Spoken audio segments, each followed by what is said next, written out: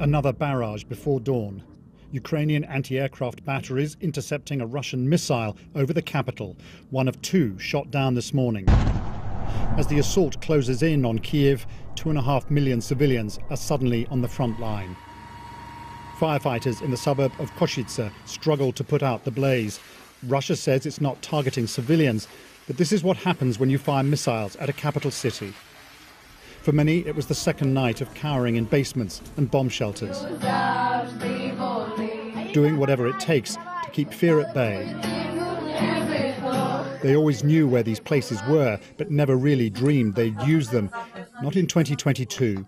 Now we have come to the building where the bomb shelter is, and we're trying to stay here. It's pretty crowded.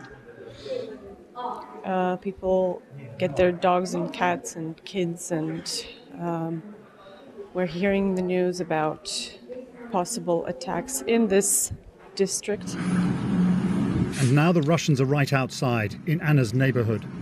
This is Obolon, north of the city center. An armored vehicle runs over a car. Eyewitnesses unable to believe what they're seeing.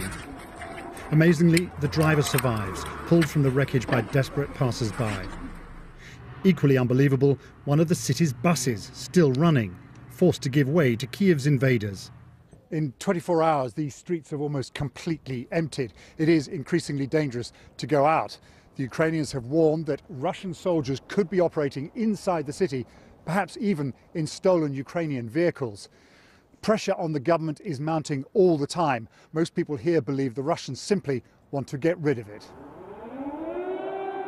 Sirens are now more frequent, and the sound of distant explosions too.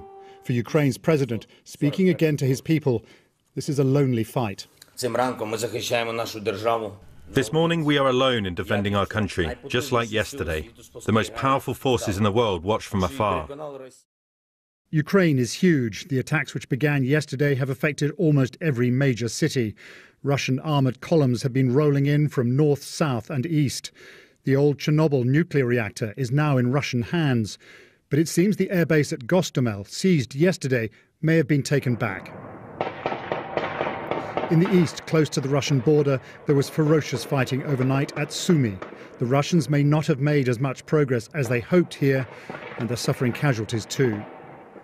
Back in Kiev, the wreckage of an unidentified Russian aircraft.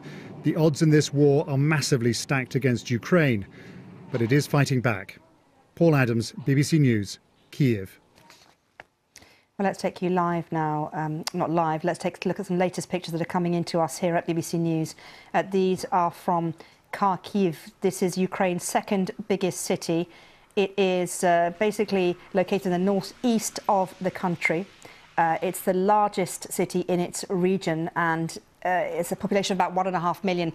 As you can see, it's cold, it's snowing, but these pictures are showing us pretty much the aftermath of a clear attack. Vehicles have been destroyed, missile strikes have impacted the area. You can see here that soldiers are milling around, smoking cigarettes. You've seen overturned vehicles. This city is, of course, the second biggest in the country. These are the Ukrainian army soldiers on the outskirts of that city, which has been very much, together with Kiev, the focus of the Russian army. Again, we've seen vehicles destroyed and the aftermath of missile strikes in this city. But these pictures coming into us now showing exactly what the Ukrainian army are. BBC News.